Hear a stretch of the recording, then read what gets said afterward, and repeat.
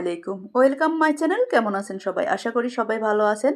যে যেখানে আছেন সুস্থ আছেন, নিরাপদে আছেন। যে যেখান থেকে ভিডিওটি দেখতেছেন শুরুতে একটা লাইক দিয়ে ফুল ভিডিওটি দেখার অনুরোধ রইল। আজকে আপনাদের সাথে শেয়ার করব খুব সহজে মজাদার মশারির ডাউলের রেসিপি। দেখতে যেমন খুবই সুন্দর হয়েছে, খেতেও কিন্তু অনেক সুস্বাদু হয়েছে। তো কিভাবে রান্না করেছি আপনাদের সাথে শেয়ার করব। চলুন আমি কি কি দিয়েছি আর কিভাবে রান্না করেছি খুব সহজে।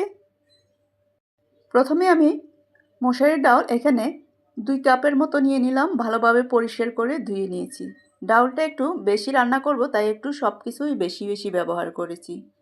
তা আমি ডাউলটা একটা পাত্রে নিয়ে নিলাম। এখন দিয়ে দিব একই বাটিতে এখানে 4টা আলু দিয়ে দিয়েছি, আর এখানে আলুগুলো চিকন চিকন করে কেটে নিয়েছি। আর এখানে দিয়ে দিব মরিচ, পেঁয়াজ কুচি।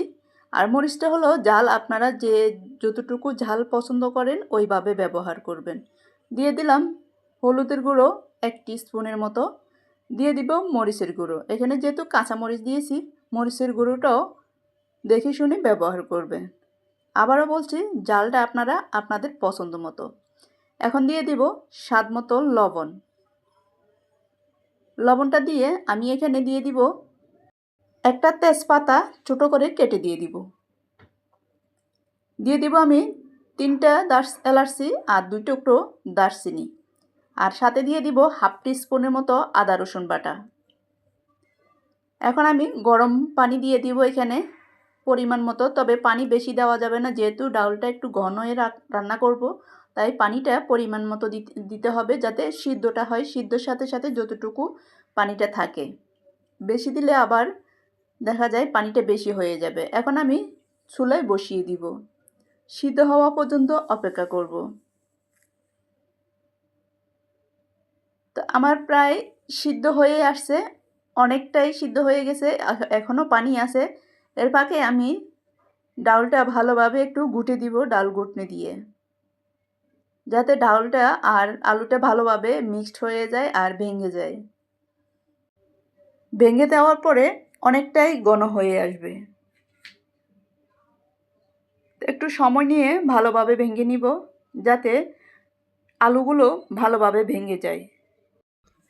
ভাঙার পরে অনেকটাই ঘন হয়ে যাবে, তাই ঘন হওয়ার পরে আর বেশি একটা টানা লাগবে না, কারণ রান্নার পরে যখন নামিয়ে নেবেন তখন কিন্তু অনেক ঘন হয়ে যাবে। এখন দিয়ে দিলাম আমি 2টা টমেটো।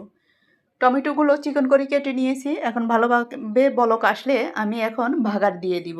ভাগারের জন্য অন্য একটা চুলায় একটা কড়াই বসিয়ে দিয়েছি। এখন আমি দিয়ে দিব এখানে 4 টেবিলের মতো রান্না করার রেগুলার তেল। আপনারা চাইলে এখানে সরিষার তেলও ব্যবহার করতে পারেন। তা আমার বাসায় সরিষার তেল ছিল না, তাই আমি সরিষার তেলটা আর ব্যবহার করি নাই। তবে সরিষার তেল দিয়ে খুব সুন্দর একটা ফ্লেভার আসে, খেতে ভালো লাগে। তো আমি রান্না করার রেগুলার তেল দিয়ে রান্না করতেছি। এখানে আমি পেঁয়াজ দিয়ে দিলাম 1/2 কাপের মতো। আর দিয়ে দিব এখানে 2টা রসুন। একটু পেঁয়াজ রসুন একটু বেশি করে দিয়ে যদি ভাগাটা দেন, সুন্দর একটা ফ্লেভার আসে। বিশেষ করে রসুনের যে ফ্লেভারটা আসে ভাজার পরে, খেতে কিন্তু খুবই ভালো লাগে। দিয়ে দিব এখানে 3টা শুকনো মরিচ। দিয়ে দিব আমি গোটা জিরা 1/2 টিস্পুনের মতো।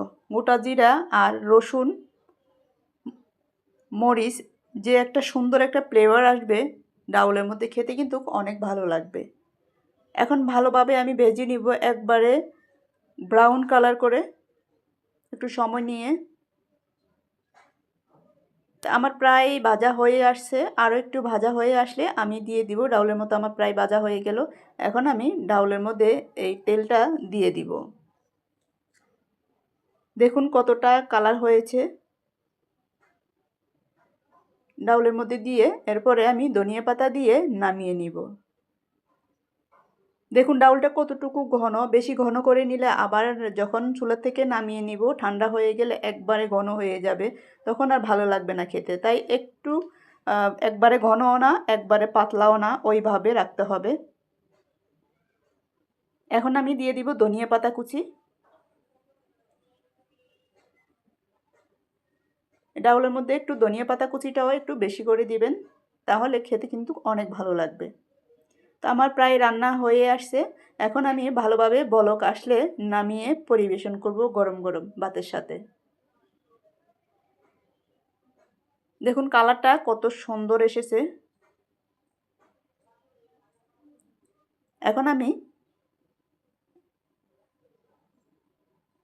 ডাউলটা পরিবেশন করব। একটা বাটির মধ্যে আমি নিয়ে নিব। তো হয়ে গেল মজাদার মশারির ডাউলের রেসিপি। খুব সহজেই রান্না করেছি, আপনাদের সাথে শেয়ার করলাম। কেমন হয়েছে কমেন্টে জানাবেন সবাই। তো ভালো থাকবেন সবাই, আবার দেখা হবে যে কোনো রেসিপি নিয়ে যে কোনো ভিডিওতে। সবাই সুস্থ থাকবেন, ভালো থাকবেন। আর আমার সাথে পুরো ভিডিওতে থাকার জন্য সবাইকে অসংখ্য অসংখ্য ধন্যবাদ। দেখুন কালারটা কত সুন্দর হয়েছে, আর খেতেও কিন্তু অনেক মজার হয়েছে। এই ডাউল হলে আর কোনো তরকারি লাগে না, এক ডাউল দিয়ে ভাত খাওয়া শেষ করে উঠতে পারেন। এত মজার একটা রেসিপি। তো সবাই সুস্থ থাকবেন, ভালো থাকবেন। আল্লাহ হাফেজ, আসসালামু আলাইকুম। আবার দেখা হবে যে কোনো ভিডিওতে। ভিডিওটি যদি ভালো লেগে থাকে লাইক কমেন্ট শেয়ার করে পাশে থাকবেন সবাই। আর যারা সাবস্ক্রাইব করেন না সাবস্ক্রাইব করে বেল বাটনটি অন করে দিবেন। আমি যখন ভিডিও ছাড়বো আপনাদের সামনেই পৌঁছে যাবে। সবাই ভালো থাকবেন।